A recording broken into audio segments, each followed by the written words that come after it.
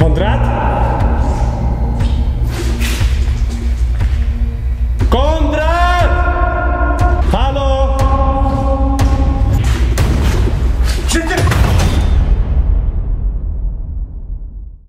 Siema, witajcie na następnej wyprawie. Dzisiaj witam Was z linii Maginota. 35 metrów pod ziemią. Do przejścia mamy 2500 metrów, aby dojść do rozwidlenia, gdzie jest mnóstwo działobitni. Schrony linii Maginota są jednymi z najlepszych w Europie. Jeżeli Wam się podoba to, co robimy, pamiętajcie o subskrypcji i zajrzyjcie na naszego Patronite'a, bo to dzięki naszym patronom możemy podróżować po takich miejscach. Ale zacznijmy tą wyprawę od początku. Ale to nie będzie taki. Tu jest główny. Tu jest chyba główny korytarz. Tu jest chyba główny korytarz zaraz. Tak mi się przynajmniej wydaje. Bo my weszliśmy od takiej strony technicznej. A musimy dojść do głównego jakby chodnika. Wiecie, o co chodzi?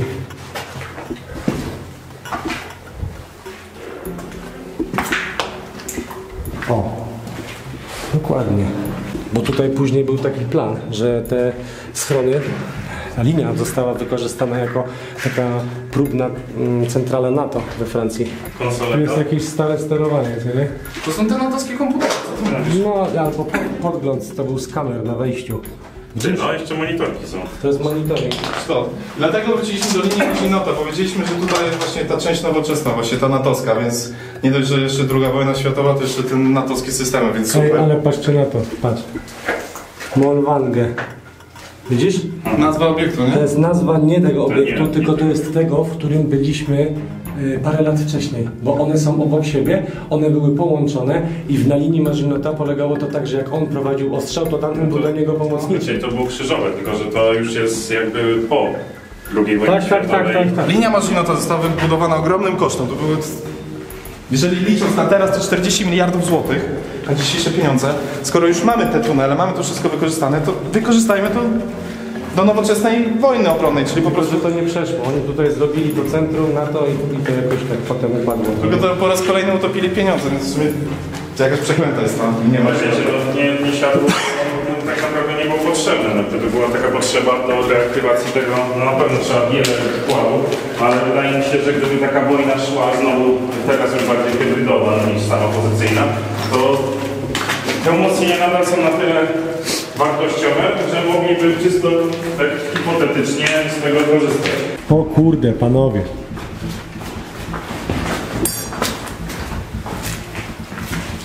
Patrzcie, jakie to jest wielkie. Ty, a tam woda jeszcze leci. Pamiętaj, sprawdzaliśmy, to ma 2,5 km pod ziemią. Tak, tylko to nie jest główny chodnik. A swoją drogą, ja się nie czuję tutaj jak winiak Maginota, tylko ja bardziej się czuję jak w tym, w schronie NATO, co my Bożego widzieliśmy. Trochę tak. Tu widzicie te ślady na ścianie, te kolorowe, to są różne drogi ucieczkowe. W zależności gdzie chciałeś wyjść, to taki był kolor, co nie? Czyli pamiętajmy, że nasza jest żółta, bądźcie w lewo. My wyszliśmy z wejściem dla tych... Amunicyjne. Nie. Amunicyjne było zamknięte. My weszliśmy wejściem dla załogi. I wydaje mi się, że tam jest przejście do schronu do amunicyjnego, a tu, jak zobaczycie, są tory, kolejki. My powinniśmy Wąskotorowej. iść ewentualnie w prawo do jakiegoś... Jak będziemy tam szli, to dojdziemy do tych kaponier. Idziemy? No.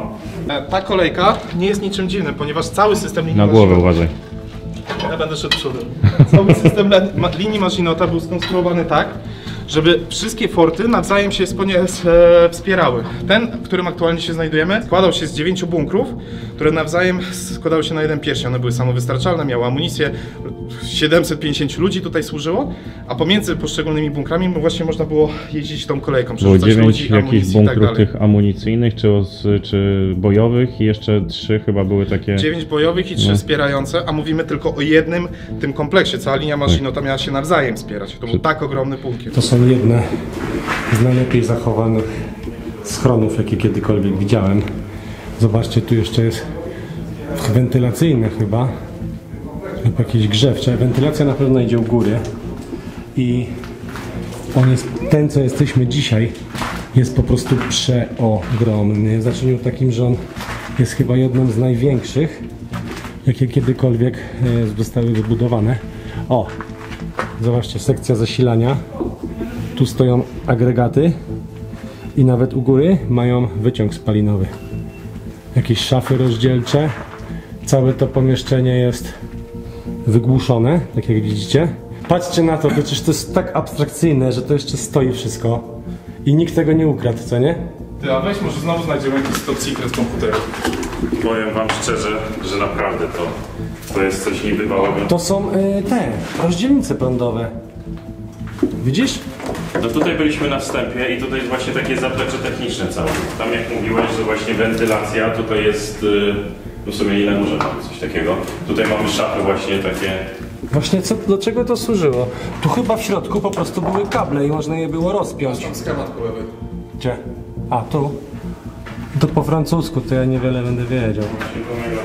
Uważajcie, bo tutaj widzicie, jest tak jakby... Bo tu jest techniczny kanał na dole. No to jest... Ej, zobaczcie. TLM Mackie to jest jakby serwerownia jakaś, coś... Serwerownia czy telefon? To jest serwerownia, a to jest szafa rack, tylko że taka wykorzystana jakby do prądów, co nie? Może serwerownia, może tutaj było właśnie telefony, cokolwiek. Albo jak NATO później, wiesz, to mieli tutaj... Tak, bo to tak, czasy to jest natowskie, ty czasy wiesz. Tak. I to tak naprawdę lata 70-80, nie? Ja teraz się zastanawiam, co to było. Czy to był jakiś system wczesnego ostrzegania, czy jakiś schron dowodzenia na to, wiesz? Znaczy ja czytałem, że to był tu był pomysł zrobienia właśnie dowodzenia, to nie? Francuskiego jakichś oddziałów. Dawajcie ty, bo o 15 mamy wyjść, a to jest dużo kilometrów. Nad nami jest ponad 30 metrów ziemi. Skąd taki pomysł, aby aż tak głęboko kopać? No a to słuchajcie, po I wojnie światowej rozkminili, że im głębiej, tym lepiej, bo było użyte bardzo dużo artylerii, tak jak na przykład w bitwie pod Werdeną, tak? Zobacz! Jakie to jest ogromne! Zobacz, tutaj krycie normalnie dla żołnierzy. Stary. I to nie jest wojenny, to jest z czasów, wiesz, już natowskich. Normalnie, że już Wiecie czemu mówimy, że Marzynot jest najlepszym skonem? Ale Bardzo, co? Ale to w takim razie to nie jest 9. Bo nie było takich miejsc przy tym. A patrz, jeszcze aż był na drzwiach, 006. Sala może być 6, nie? Pamiętam, że w poprzednim, w takich klatkach były trzymane te pociski, ale to nie, to w tym... I tu wszędzie są takie, widzicie? Wszędzie są te odejścia, prycze. Ciśnienie mogą też tutaj być utrzymane w takich klatkach, tylko kilku. To nie jest taka kaponiera, dokąd my chcieliśmy wejść. A tam obok jest klatka schodowa na kapionierę, więc można wejść na górę, zobaczyć, co tam jest jeszcze. Była?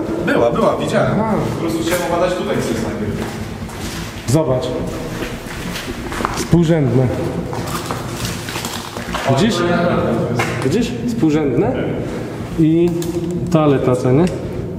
Czyli tam do kibelka. Dobra. To jest bardzo jeszcze 012, 16. A, bo to są numery tych pokoi.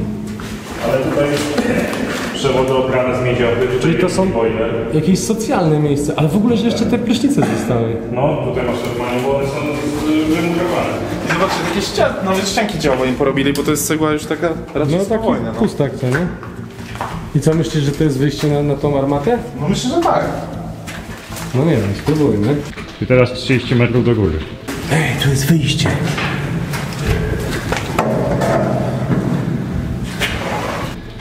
Normalnie są drzwi otwarte. I co, wyjście? Na zewnątrz? Ej, dobra! To jest to. To jest to. Zobacz.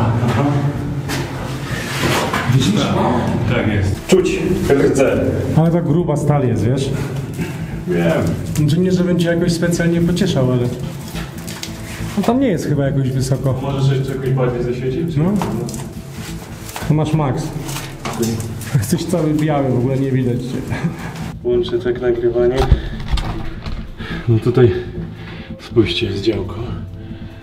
Normalnie można, znaczy działka nie ma, ale było kiedyś. Mieliście takie otwory na lufę. Jedne, drugie. To jest, widzicie, takie półkole. To jest drewniane tutaj. Słabo widać, więc na tym stawać nie mogę, bo polecę z 5 metrów w dół. Zaświeci ktoś? Zaświecisz tu? Tak. I widzicie? Mniej więcej teraz wam pokażę, ile to jest do dołu. Ciężko mi powiedzieć, no z 10 metrów jest. No i właśnie siedzieli na czymś takim, to jest pewnie... Kurczę, tutaj nic nie widać. Night shota włączę. Właśnie siedzieli na czymś takim, to było pewnie, służyło do zjazdu w dół, kręcono tym kółeczkiem. Tu był karabin, no i właśnie te wyloty z każdej strony. Jeden jest otwarty, tutaj jest zamknięty, tutaj jest zamknięty, no i takie półkoliste właśnie to było, żeby rozproszyć ewentualny wybuch. Okazuje się, że tutaj te miejsca, co były na nocleg, to one są podzielone ścianą. I to było kiedyś jedno wielkie pomieszczenie. Teraz jesteśmy z drugiej strony, bo tutaj jest jakiś napis, który chciałem sprawdzić. Exiting Centur. A, że gaśnica. O kurde, umywalnia. Zobaczcie, umywalnia.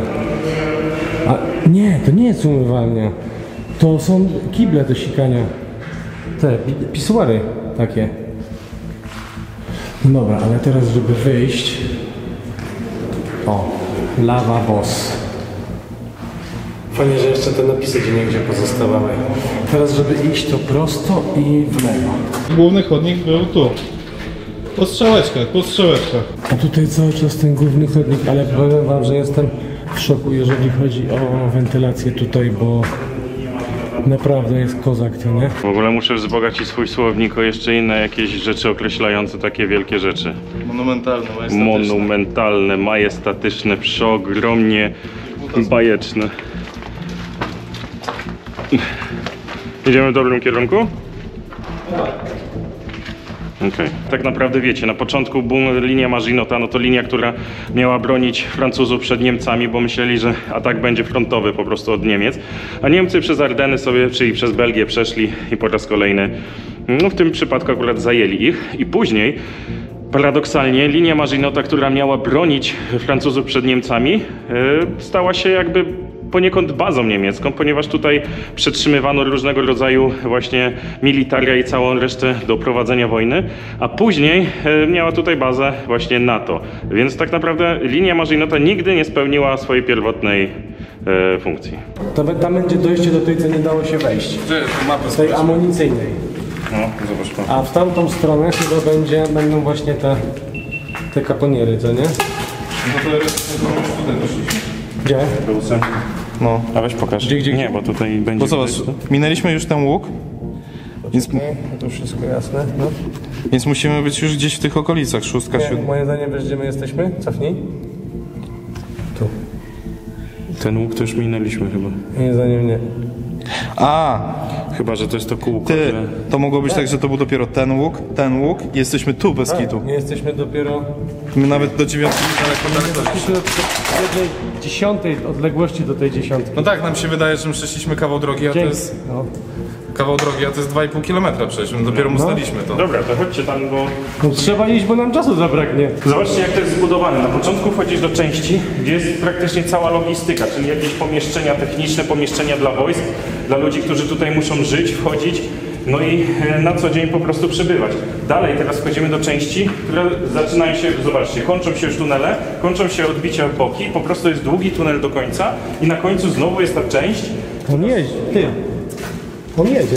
Tak, na końcu jest znowu część, tak naprawdę, która znowu służy do tej całej logistyki. Weźmiesz się pewnie? Ty, ale zobacz, jakiś to, że to jest kolejka z tych czasów jeszcze. No, Dawaj. tylko się nie ten. Już hamulec ciśnięty chyba masz. Co za gościu. Dawaj od przodu też. Francuski złoty pociąg. Amunicję wam dostarczyliśmy. Zatrzymuję. Ty, ale rozkmin, ile lat minęło? A to dalej, się kręci, co nie? I cały misterny plan poszedł, nie powiem gdzie. Nie, to są następne. To jest po prostu... To jest śluza To jest śluza, bezpieczeństwa. no. To jest śluza... Bezpieczeństwa. No tak, bo zobacz, że tutaj masz podkręciągatorio, ona się otwierała. Tego nie było. A nie, było. Było. Zobaczcie, ile tego jest tutaj. Tu są kolejne wagony, no. Tutaj dojeżdżał ten wagonik. I przerzucali dalej. Przerzucali, zamykali śluzę dla bezpieczeństwa i... No. Tak. Wow. Ja Ale to jest po prostu... Ty dobrze mówiłeś, ty dopiero jesteśmy na samym początku. Tak, tak, tak. My mamy ze 2 km do przejścia to jeszcze. Dokładnie. Kolejne pomieszczenie, które pamiętam z Molwangę. System filtrów, to są kartridże filtracyjne. I zobaczcie, kolejna śluza, jest śluza. Nie mogę jakoś się zobaczyć, jest kolejna śluza. O, z tym węglem aktywnym. No. I te śluzy, dopiero za śluzą są te właśnie filtry, o których mówisz. Tylko to jest magazyn, nie? Się staram, wiesz, też tą latarką cały czas nie nawalać, bo nie wiem ile tu czasu spędzimy. Po omacku męż wychodził. Jeżeli by wierzyć tym zapisem, to tutaj jest 9, co nie? B9. Coś by miał kłamać. No. To może na powrocie, bo tam jest największe skupisko, a żeby nam czasu nie zabrakło. Widzisz, to już jest początek. Słuchajcie, 9 to jest ten rozwalony, czyli trzeci po drugiej stronie. rozdzielmy się, mogę iść 8 obadać. Tylko to już jest jakby ta druga strona, my stąd szliśmy, tak? Okej. Tak. 8 to jest tamto, co nie? Dobra, słuchajcie, ja pójdę 8 obadam, obadajcie 7, 6, 5 i się spotkamy gdzieś tutaj. No to do końcu dawaj, idź na 7, ja na 6, na 5 pójdziemy razem, bo to jest te rozwalone. No, ja sprawdzę 8 i będę was gdzieś szukał na wprost. No na tym głównym chodniku się spotykamy. To jest 8, to jest Ósemka to tutaj. 7, 6 i 5 będzie następny. Dobra, no to zobaczmy. Chyba, że to nie jest 7, tylko jeszcze dalej jest wejście. Ósemka nie ma, no ale to jak tam jest ósemka, to siódemka powinna być chyba szóstka, powinna być tam, nie? Wiesz, to nie wiem jaka skala jest, co nie? Jakiś stół taki warsztatowy, zobaczcie, jeszcze takie kółka. Nie wiem, co to jakieś tłoki, miseczki. Puszki po smarach. Po sardynkach. Kleje.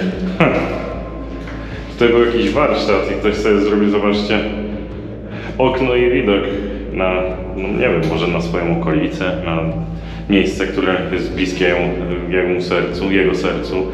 No ale to takie po prostu zwykła mała odnoga była. Myśleliśmy, że to już jest, wiecie, takie większe wejście, więc muszę stąd wyjść i pójść tam dalej. Żebyście teraz wiedzieli o co chodzi. Przeszliśmy tym głównym chodnikiem, w ogóle pod drogą, jakieś 20 minut, czyli właśnie te ponad 2 km. I teraz doszliśmy do miejsca, gdzie są rozwidlenia. Zobaczcie, na wejściu mamy drzwi pancerne, siatkowane. Tutaj przejeżdżał wagonik, śluza, wagonik jechał dalej, że tak powiem. I teraz to wszystko, cały ten obiekt, gdzie jesteśmy, służył obsłudze tylko jednej takiej działowiki. I te wszystkie tutaj korytarze po bokach to są miejsca na magazyny pocisków. I zobaczcie, jak to jest zrobione, że dookoła biegnie nam kolejka wąskotorowa i na boki mogły być przenoszone amunicja. I na przykład te kosze, to są dalej kosze amunicyjne, po to, żeby pociski po prostu się nie przewalały. O kurde, przez chwilę myślę, że to jakiś pocisk leży, że to jest stara gaśnica. Natomiast nad nami, dosłownie, jakby ta ściana jest, słuchajcie, fundamentem jednocześnie tej kaponiery, do której zaraz pójdziemy. Kolejny temat. Zobaczcie, co jest u góry. To jest system, na którym mogły być podwieszone właśnie ładunki, najczęściej broń, i mogła być przewożona i posadowiona. Widzicie? Czyli mogliśmy górą albo dołem. Zobaczcie, tyle jest do pokonania. Teraz jeszcze jest... jeszcze winda została oryginalna, oczywiście jest zniszczona. Ale zobaczcie, przez ten żelbet te wojska inżynieryjne się przebijały i tutaj przychodziły właśnie te wszystkie kable do łączności. Czyli właśnie pełne przygotowanie dla wojsk NATO. No i dobra, idziemy na górę. Spójrzcie, to jest coś, co służyło najprawdopodobniej do zrzucania łusek amunicji właśnie z tego działka. I właśnie tym to się zrzucało i spadało one w dół. Czyli tam na górze zaraz dojdę do samego działka. Te pociski były transportowane pewnie tutaj gdzieś i stąd. No i to jest trochę większa wieża strzelnicza, taką jak pamiętam z tego pierwszego fortu. I stąd było to transportowane na górę. Zaraz jeszcze tam podejdziemy, zobaczymy czy się da. Próbujemy chyba, co? Pójść na górę tego działka.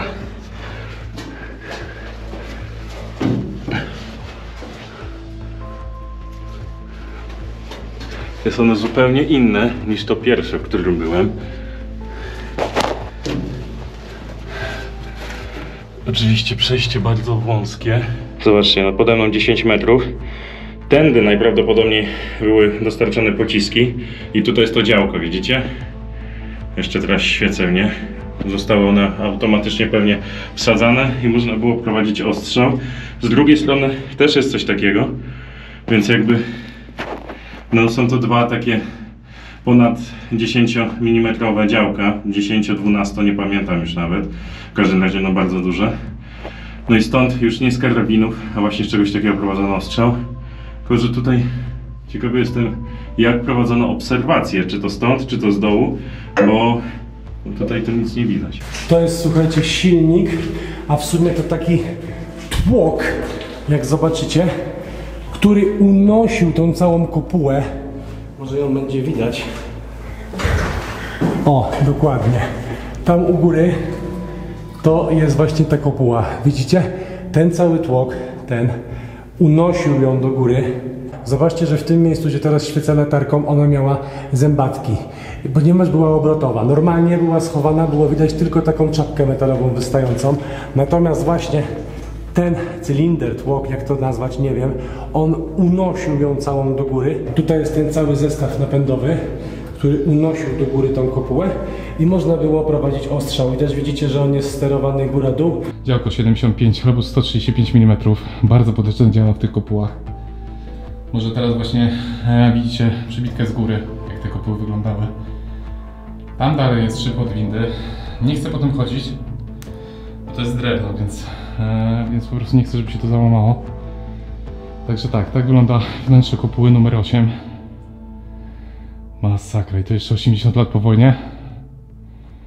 80 lat po wojnie, a to jest dalej w dobrym stanie i to jeszcze czuć smar, uwierzcie mi. Numer 120, tutaj chyba było po prostu ujście wody albo czerpnia powietrza. Wydaje mi się, że to bardziej to drugie. O! Zobaczcie, schron obserwacyjny. Czyli ten schron obserwacyjny dawał koordynaty przez linię telefoniczną właśnie do działa, które znajduje się tam. Tu muszę uważać, aby nie stanąć na niczym drewnianym. Tu jedna ręka, noga, to się rusza. Dobra, trzeba to mądrze rozkminić. Jeszcze to wszystko przerdzewiałe. Dobra, chyba się udało. O, jeszcze 2 kroki. Udało się. A tak to wygląda z tej perspektywy, widzicie? Też trzeba uważać, bo to nie widać, że to jest drewniane, a pod tym również jest właśnie te 10 metrów w dół. Więc naprawdę ważne jest dobre światło i ważna jest ciągła czujność w takich miejscach. No i przede wszystkim najlepiej to robić z kimś, nie samemu. I jak tam było działo, to tutaj było zapewne karabin i właśnie on mógł osłaniać to działo. No dobra, chodźcie w dół, ponieważ już no ze 20 minut na mnie nie ma, więc już sądzę, że to jest czas, kiedy powinniśmy się gdzieś spotkać tam na tej głównej drodze. Godzina 14:05, więc ruszam do Konrada, bo mieliśmy iść razem na piątkę. Piątka to jest to samo, tylko że ona dostała ostrzał, jest rozwalona i to może też być ciekawe. Konrad?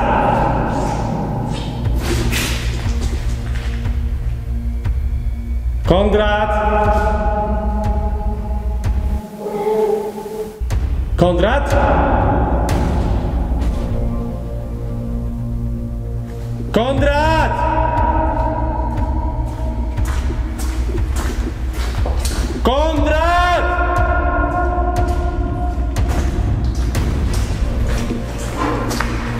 Halo? Konrad!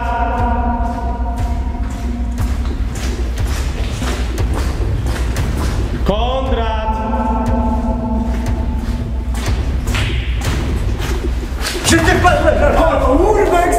Jezus Maria! Powiem wam tak, wiedziałem, że ktoś tu jest, ale jak usłyszałem takie kurwa, Jak ja się zesrałem w gacie. Jesteśmy, spotykamy się 20 metrów pod ziemią. Ale powiem wam, że już powoli rezygnowaliśmy. Mówię, na pewno nie szli tak daleko. Nie, to jest najdalsze jak można dojść, co nie? No. Powiem wam Apollo 13. Nawet wam pokażę, bo słyszę chłopaków, więc już bezpieczniej. Poziom mojej latarki, która za chwilę padnie. Jeszcze leciałem trochę mocno po omacku. A na szczęście idą chłopaki, więc może już mi paść. Więc... Teraz jak ktoś wyskoczy, to znaczy, że obcy. Naprawdę. W ogóle chłopaki podróżujemy troszeczkę razem, oni robią swoje miejsca, my swoje miejsca i stąd to spotkanie na Marzynota. A jeśli ich nie znacie, to muszę wam ich przedstawić. Pepol, bardzo znany, i Hello Urbex, Jeszcze równie bardziej znany. Dwóch znakomitych ludzi, którzy naprawdę tknęli w Urbex drugie życie, ponieważ pokazują takie perełki, których na innych kanałach ciężko szukać, więc wbijajcie do nich, polecam serdecznie. Zapraszamy. No i teraz pytanie, w którą stronę ona jest. Ty, zobacz! Nie można wyjść w ogóle. Popatrz, tu była następna. Dokładnie, tylko już jest wycięta platforma.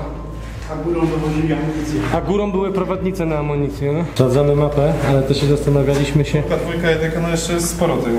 No, gdzie on do dostał, samego końca ale to tak naprawdę... równie dobrze mógł być to gdzieś w żelbet, wiecie. Po prostu jest to niewidoczne od wewnątrz. Jedynka, wieża karabinu maszynowego. Ja wieżę karabinu maszynowego byłem w 8, to jest identyczna jak 8. No co, chłopaki, rozdzielamy się, wyjdziecie teraz na 7 i 6, tak? My już lecimy dalej, no. Na Verdun. No. A wy jedziecie dalej na Verdun? No to dojemy, to nie I jest tam daleko, się, nie? no, to tam się Dobra, spotkamy. no to widzimy się jeszcze w Verdun. Jest 9. Odbijamy na 9, tak. Jadą konie po betonie. Wchodzimy na 9. Ciekawe, jak to się prezentuje. To jeszcze nie to. Trzeba znaleźć kartę schodową. Ty, a to jest koniec. Naprawdę? No tu już nic nie ma. Może Czyżby to była taka modernizacja przez NATO, że... Zobacz, że tutaj jest nowa ściana, widzisz? No widzę, że jest coś murowane, no. Wiecie czemu to jest koniec? No. Tak nie polecam, więc tu dawali filtry i po prostu oczyszczali powietrze, dlatego jest zabezpieczone. Tak, a tam było wejście, które jest teraz zabezpieczone. Tak, tu jest zamurowana dalsza część. Widzisz? Czyli tak wygląda 9. No. Świetnie. A ktoś tu kopał. No chciał przedostać się może przez to. Ona może być w ogóle zasypana. No. Czyli to była ta modernizacja NATO. Czyli już wiemy, jak wygląda modernizacja NATO. I tutaj kończy się nasza wyprawa po ogromnym kompleksie linii Marzynota. Które jak widać ma dalej swoje tajemnice, bo to nie tylko II wojna światowa, ale cały czas pojawiają się nowe niuanse, także naprawdę mega miejsce, gorąco polecamy. Jeśli doceniacie naszą pracę, zostawcie łapkę w górę, zostawcie subskrypcję, zostawcie komentarz. No i co? Do zobaczenia na następnej wyprawie!